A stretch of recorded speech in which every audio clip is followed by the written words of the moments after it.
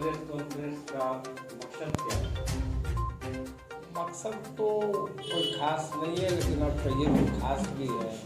आप सभी पत्रकार बंधुओं से एक साथ बैठ करके बात करने में, समाज की समस्या पर हो या चुनाव पर हो या शासन प्रशासन की विधि व्यवस्था पर हो, हमारे मन में एक विचार आया कि आप सबों के साथ बैठ करके क्यों नहीं एक बार विचार किया जाए। जो सामाजिक स्थिति है उस पर एक विचार करने के लिए आप सबों को हमने आमंत्रित किया। आप सभी मीडिया के बंधु पधारे।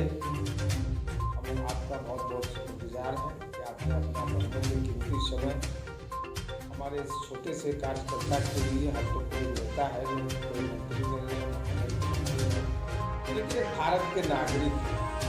और आप लोगों का जहाँ तक हमें अपनी जानकारी है कि मीडिया का आप लोगों का जो कोर्स है उसमें ये भी एक चीज़ है कि समाज के निचले पिछड़े तबके उनकी आवाज़ को मीडिया के माध्यम से जन जन तक पहुंचाना, शासन प्रशासन तक पहुंचाना और सरकार में पहुंचाना, ताकि उसका कार्य हो सके और उसे न्याय मिल सके। मेरा यही उद्देश्य है।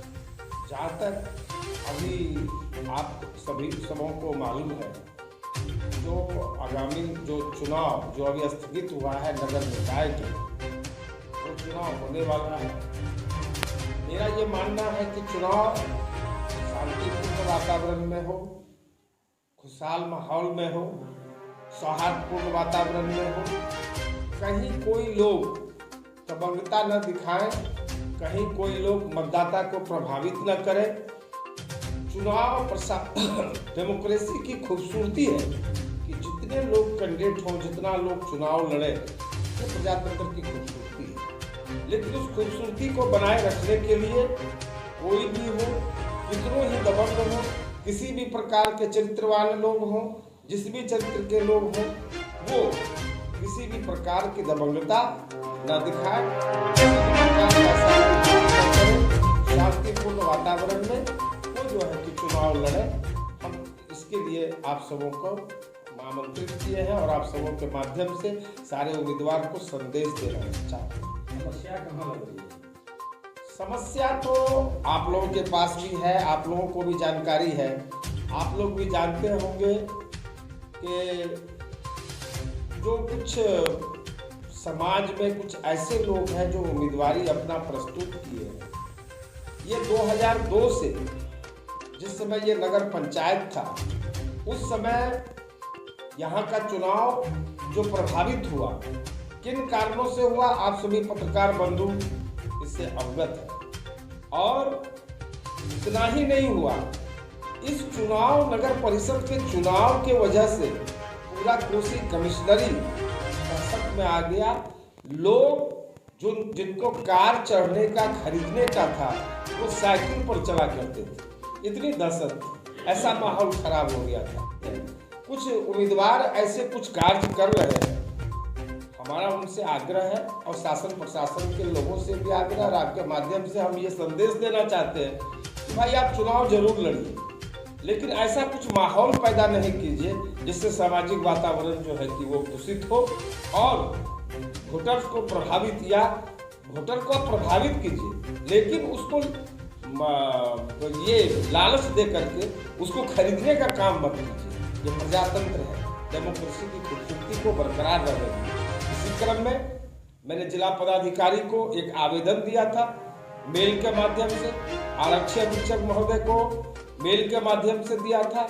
मुझे पता चला कि आरक्षी अधीक्षक महोदय ने उस पर संज्ञान लिए, कुछ कार्रवाई हुई, लेकिन कुछ जो ऐसे सामाजिक तत्व है, कुछ ऐसे, आप लोग बुरा ना मानेंगे, कुछ ऐसे पत्रकार बंधु भी हैं जो लोकल प्रशासन पर अपना ऐसा दबदबा रखते हैं या ऐसा उसको प्रभावित करके रखते हैं, जो समाज के लोगों को न्याय नहीं मिल पाता है, सही ढंग से न्यायपालिका का काम नहीं हो पाता है और वो बाधित होता है। तो मैं पता चला चौधरी साहब ने उस पर संज्ञान लिया है, लेकिन वो कागज कहीं दब गया तो या उसको दबा दिया गया। तो मैंने शनिवार को, जो विगत शनिवार है, आरक्षी अधीक्षक महोदय से स्वयं मिल करके उनसे हमने गुहार लगाया और उन्होंने उस पर हमारे आवेदन को लिया और उन्होंने ये जानकारी दी कि हाँ, मुझे कस्बा के शासन के बारे में मुझे मालूम है। और उन्होंने पेपर पर कुछ अपना इनिशियल करके अपने स्टाफ को, अपने कार्यालय के लोगों को दिए जो अभी जानकारी नहीं। तो आप लोगों के माध्यम से हम ये वहाँ तक संदेश देना चाहते हैं कि जो चुनाव हो वो शांतिपूर्ण माहौल में हो। अभी कुछ लोग, आपको पता चला होगा, 1 नंबर वार्ड से 8 नंबर वार्ड तक बरेटा पंचायत का जो है, जो अभी नगर पंचायत से कस्बा उत्क्रमित होकर नगर परिषद हुआ है, इसमें जो बल्ब लगाया गया है, मैं आप पत्रकार बंधुओं के माध्यम से जानना चाहता हूँ किन उम्मीदवारों के द्वारा या किन लोगों के द्वारा यह बल्ब लगाया गया और इसके बिजली बिल का भुगतान किसके द्वारा किया जाएगा। मैं कार्यपालक महोदय से जानना चाहता हूं कि वहां के बिजली बिल का भुगतान किसके द्वारा होगा। अगर उनकी जानकारी में है तो वो बतावे, नहीं तो अगर ये गलत है तो आप इन चीज़ों को उजागर करें ताकि जो है कि स्वच्छ वातावरण में जो है कि चुनाव हो सके। जहाँ तक लोकल प्रशासन का सवाल है, यहाँ के जो थाना, जो पुलिस प्रशासन है, वो खास करके यहाँ के लोकल कार्यक्रम किसी के नहीं सुनते हैं। पता चला किसी खास पत्रकार के या किसी खास लोगों के दबाव में जो है वो उनके इसमें काम करते हैं। अभी मैं आपको दिखा रहा हूँ एसडीओ साहब का जो है आदेश है वरीय पदाधिकारी का, 7 तारीख से 16 तारीख तक मेला में 100 समय उपस्थित होकर 100 समय उपस्थित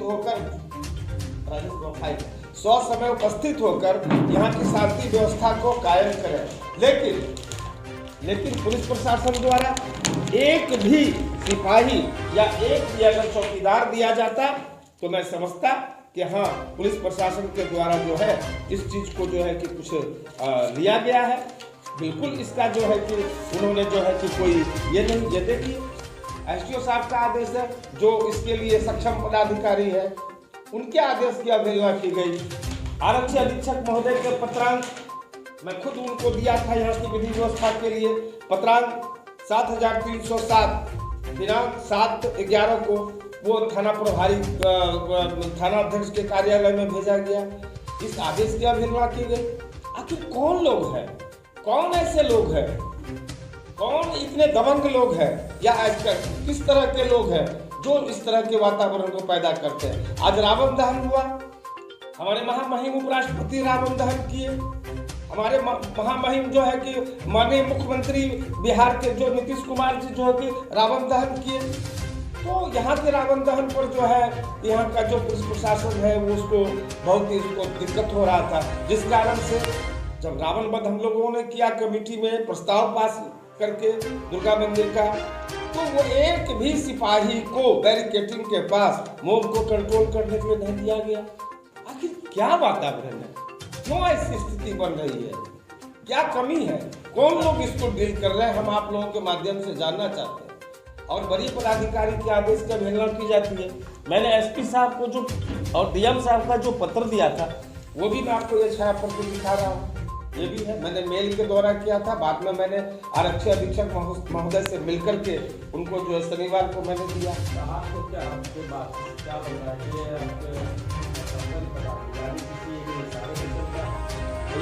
ये सर्वविदित है, आप भी समझ सकते हैं, आप विद्वान पत्रकार हैं, आप हमेशा समीक्षा करते हैं, आप चारों ओर घूमते हैं, लोगों की बातों को सुनते हैं, आप भी पता लगा लें। अगर ऐसा नहीं है तो ऐसा हो क्यों रहा है? कोई तो जिम्मेवार है, कोई तो जिम्मेवार है, कोई तो अपनी दबंगताई दिखा रहे हैं, कोई तो अपना प्रभुत्व जमा रहे हैं। आप लोगों के भी जहन में ये बात होगा, आप लोग इस बात को देख सकते हैं, समझ सकते हैं, हमारी ही बात नहीं है। अभी आप और देखिए, अभी व्यापार मंडल का चुनाव होने वाला था, गलत ढंग से जो है उसमें कुछ लोगों का नाम जोड़ दिया गया। पता चला आप लोगों का न्यूज भी शायद आया कि नहीं, आप लोगों के संज्ञान में लेने की वजह से शायद उस नाम को हटा दिया गया। आखिर ऐसा कौन सा गिरोह है, कौन से ऐसे शक्ति है जो शासन प्रशासन का काम सही ढंग से चलने नहीं दे रहा है और चुनाव को सही ढंग से होने नहीं दे रहा है। विगत 20 वर्षों से शीर्ष पद पर सही ढंग से सही लोगों, जबकि जो सरकार है सिर्फ जो सांसद एमएलए एमएलसी के राज्यसभा से हो या विधानसभा से हो, विधान परिषद से चले जाने से नहीं होता है। जब तक निचले स्तर पर नहीं हो पाएगा सरकार का गठन, तब तक समाज के लोगों को न्याय नहीं मिल पाएगा। इन्हीं सब बातों से आप लोगों को मैंने आमंत्रित किया। क्या लग रहा है किसकी लापरवाही है? भाई शासन प्रशासन की लापरवाही हो, किसकी दबंगता। अब तो मैं तो कोई तांत्रिक नहीं हूँ, तो मैं जो बता सकूं कि भाई कहाँ पर कहाँ ये रोग है। ठीक, धन्यवाद। हाँ? आपका इशारा कहाँ है, किसके तरफ? नहीं, हमारा इशारा जो है वो आपको भी मालूम है और समाज को भी मालूम है, लेकिन कोई लोग खुल के आना नहीं चाहते हैं। अनिल कुमार है जो खुल के आ गया, कोई बात नहीं है, आप लोगों के संज्ञान में दिया बात। आप लोगों को भी चाहिए कि ऐसे लोग, ऐसे तत्वों की पहचान करें, उनकी जानकारी लें, और अगर समय पड़ा तो मैं व्यक्ति का नाम भी बता सकता हूं, मुझे कोई गुरेज नहीं। मैं सिर्फ ऊपर वाले से डरता हूं, ऊपर वाले की जो इच्छा होगी वही होगा। अनिल कुमार साहब, पूर्व उपाध्यक्ष अधिसूचित क्षेत्र समिति।